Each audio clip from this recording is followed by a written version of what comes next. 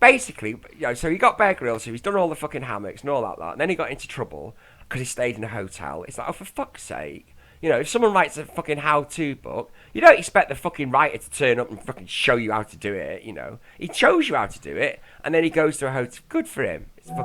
It's good advice that, if you didn't have, you'd be fucked. Simple as. So this particular one, he's fucking walking around, and this fucking camel is there, and it's fucking dead. Or was it a zebra? He did something with the zebra as well. That was sort of weird. I think this was a camel. So he sees this fucking dead camel. It's just fucking there, isn't it? In the desert. Wow. Strange. Right? Now, I think probably prior to this, we'd got to a point of, what you should do if you find yourself in, like I said, we've done drink me own, he's fucking drank his own piss, which in itself was a fucking weird episode, right? So he's out in the desert, right, in Australia, right? Doesn't go to some shitty desert, no. So he's in Australia, right? And he said, imagine you've been out here, blah, blah, blah. He's just at a fucking spider. And he's like, oh, you dirty bastards. That's just rude. And, to be fair, it's not fair on the spider. Anyway, so, what was it? So, yeah. So he says, I'm going to show you what to do now. If you can't get any water, so there's no cacti. It's like, you're in the middle of a desert, dude. I'm pretty sure, in some fucking direction, there's going to be a cactus. I mean, we've seen it on the telly. There's fucking thousands of them, I'm sure of it. Fields of the fucking things. So at some point, you're going to fucking... Anyway, so forget all that. There's no cacti. You're in the middle of a desert, right? What do you do? Oh, I don't know. What do I do, right? Well, of course, and I'll show you. So he gets his knob out. Of course, they blurred it, which is weird. It's like, oh my God, you poor bastard. Every time you pull your cock out, it just goes blurred. How's that for your sex life? It must be horrible. And he starts pissing in this fucking bottle, right?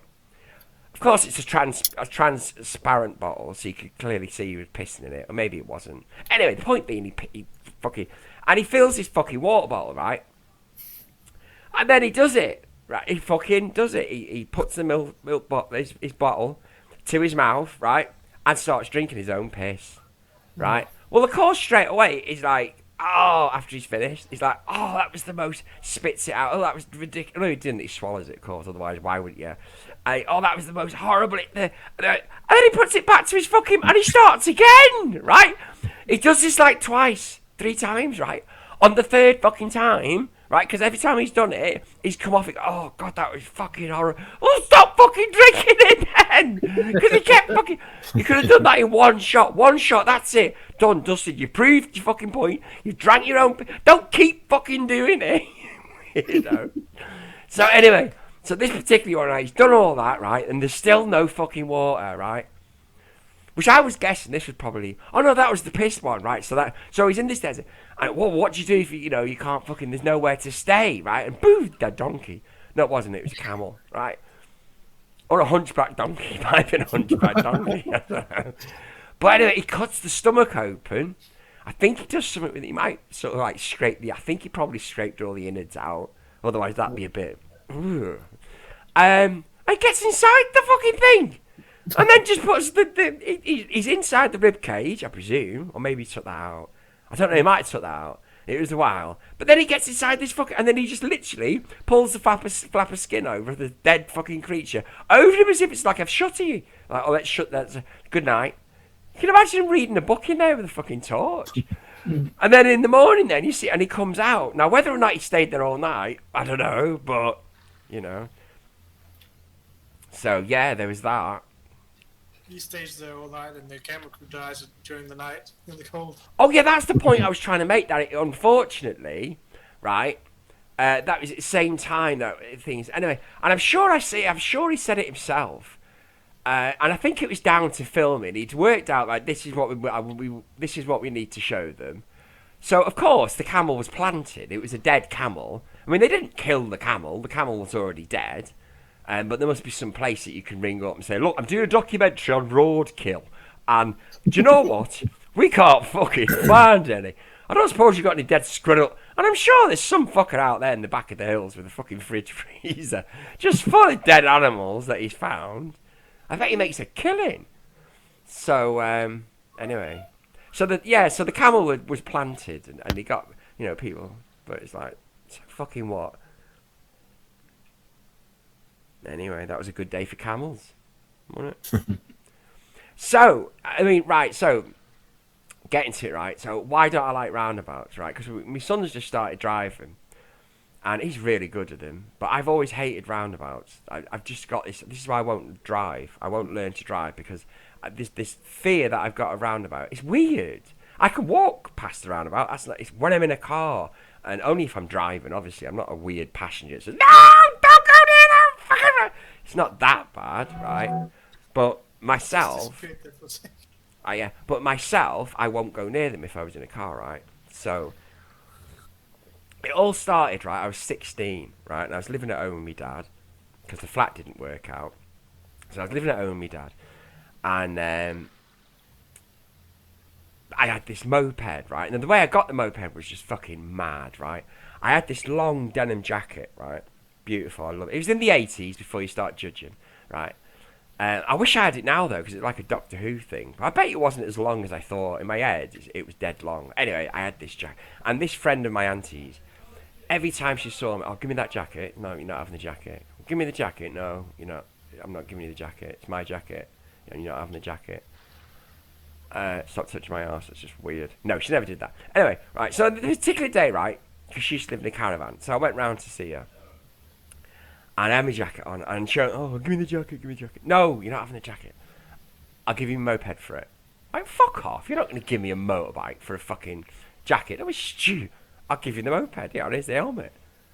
You're telling me I can have that? And so, I mean, it was literally one of those, like a hairdryer, we used to call them. It was fucking tiny, right? And she was going to give it me for this jacket. So it was like, fuck yeah, I'll have that. So we had it, and we took it down the fucking River Dee, because it was in Wales. And there was like dirt tracks. Not professional dirt tracks, just dirt tracks, that players had made. Players, what the fuck am I talking about? Human beings had made with the bikes and that, right? And we were just rallying it, right? But there was a hill, right? And this hill was like horizontal. This was like a fucking wall, right? So, anyway, we were fucking about. Anyway, my fucking cousin, right? Who, if he ever sees this video, right, or hears this video, because it's not really a video at this point, but if he ever hears this, you're a cunt. I hate you. I can't stand you. I really don't. Don't like you. And your name is... See, I blanked his name out then for copyright persons. So, he come, oh, let me have a go on your bike. It's like, no, fuck off. You're not having a go on my bike. Go on, let me have a go on your bike. And he went on and on and on, right? So eventually, it's like, oh, fuck's right, here's the fucking bike, And as I give him the bike, I turn to my friend, right, to start talking. And we hear him ride off, and he's off. And then all of a sudden, we hear a noise of your bike, like, gasping for breath. So you right, and both of us looked at each other and we knew what had happened. He's tried the fucking hill, hasn't he, the dickhead, right? Now, we knew how bad and how funny it was, because we've been trying all afternoon. And you get to a point that your bike just suddenly goes... Well, that's not your bike packing up. No. That is your bike loving you. That is your bike telling you, right, stop, go back. If you carry on, right, I will go that little bit further, but I cannot guarantee your fucking safety. That's all I'm going to say, right? So, because we know every vehicle, once it gets to that bit where it's choking and it can't go anymore, if you press that, it will do that little bit fucking extra for you. It will go that fucking... But it ain't going to be fucking pretty, right? So we heard the bike choking, and we're looking at him, and it's like, oh, man, this is going to... And sure of fucking enough, because he was a stubborn cunt, right? Because like I said, we've been trying it all afternoon. And once we got to that point, we respected the bike, and we just wheeled it back down. You didn't go any further. Oh, no, this cunt fucking throttles it again, doesn't he? Wow. Honest to God, right? It was like a fucking giant donut. Because he literally went half a foot further. The bike went, okay, I fucking warned you. And then the whole thing went over, because he was only a skinny little bastard, right? The whole bike went over, and they both rolled down the fucking hill like a donut. It was fucking hilarious, right? So I never let him ride it again, because he was just a prick. So anyway, so I've got this bike, right? And then this one day I decided, you know what, I'm going to ride to Chester, right? Because it literally, I used to live in a place called Queensferry. And Chester was literally about 3 miles, I think. Wasn't that far up the road, and it's a straight road. Every time I've been there on a bus, it was always. So I thought, I'm fucking going there. I'm gonna ride there on my moped with my helmet. So I went and got some petrol, about £1.50, I had my helmet on, and I was fucking riding. And it's just the best feeling you've ever had. Your first motorbike or your first car or whatever. It's like your first push bike. You're amazed. It's just fucking amazing. And I was just so happy on this motorbike. And if you're wondering how I learned why I was driving the motorbike, right, is a friend of mine who I used to go to school with. I won't tell you his name because, well, actually, he was a great guy. He was one of two brothers. And they were fucking psychos, so maybe I won't say their names in case they watch this. But basically, I think he'd done his lessons or something, and his mum and dad had bought him the lowest bike you can get. I think it's a 125 or a 50 or something. I don't know. Anyway, right, but it looked fucking cool. It was like a BMX, bag of shite, but looks really fucking cool. Or a grifter. I don't know if you remember the grifter, the bikes, the big fucking chunky wheels. Anyway, so he lets me sit on it, right? And he says to me, he said, you know what, Maurice? He says, I'm going to teach you how to ride this. He said, by the end of this week, you're going to be riding this bike.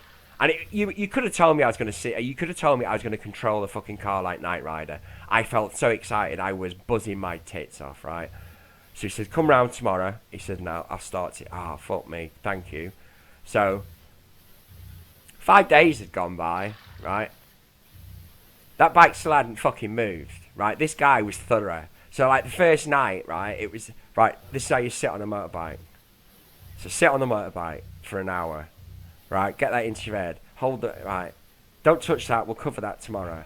Right? The next night would be, this is what your throttle is. This is what you do with it. Do that for an hour, right? And so, this week was fucking long, right? So, we get to fucking Friday night now, right? And I go round to his house because he lived in the next street. I go round to his house. And he says to me on this little thing, he says, you're ready. He says, tonight's the night, mate. We're going to do it. It's like, what? Is that bike going to fucking move? Because I'd never ridden a motorbike before. This is before the scooter. And I was just like a kid on the magic fucking carpet. This is the best thing ever. I'm going to fucking ride this thing. Jesus Christ.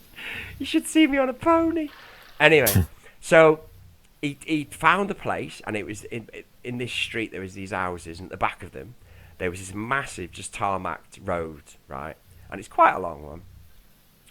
So he wheels the bike there, and then I get on the bike, and he says, right, start the bike. So I start the bike, and this wasn't anything like the fucking the scooter, because the scooter was like proper, whereas this was like right. So he's got your clutch, yeah, I've got my fucking clutch, right, just fucking hold it. He said, right, what's going to happen? He said, I'm going to walk up there, and when I get to the top, I'm going to put my hand up in the air, and once my hand goes down, Maurice, you can let go, and off you can go, and I want you to try it. You'll do it, you'll fucking be good. And it's like, oh, yeah, come on, right? So he starts walking, right? And I've got this bike, and I'm fucking revving it, and it's like, I'm buzzing. This is the best thing ever, right? This cunt's walking, right? He looks back at me.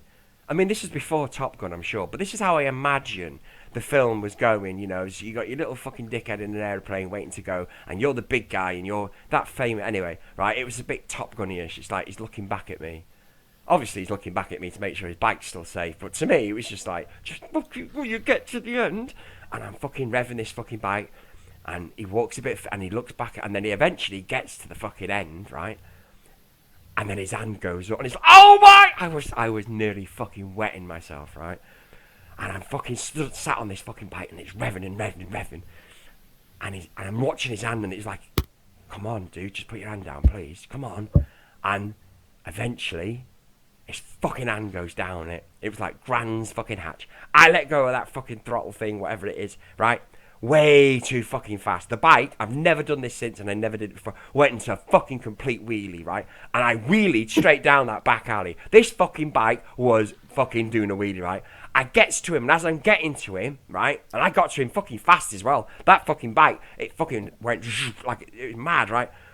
And I get to, pull the fucking, and he's screaming at me. We've gone from a very calm, very polite person, right? You fucking brakes, you cunt! And I pull the brake, and the bike just like drops forward, right? And he says to me, get off the fucking bike, you sight. So I get off the fucking bike. Well, yeah, of course, I let go of the clutch. The fucking bike starts fucking going forward. He grabs the bike with one hand. The fucking bike's doing fucking circles, right? And he's just being dragged by this fucking bike. The bike was fucked after that, I tell you. So anyway, so So basically, so I got this moped and filled it with petrol, and it's like, right, I'm fucking going to Chester, and I start fucking off I go, and oh man, it was just absolutely amazing. I was fucking, I would say going through my air, but I had a helmet on, and I was just looking around, and I was like a kid in a sweet shop, right?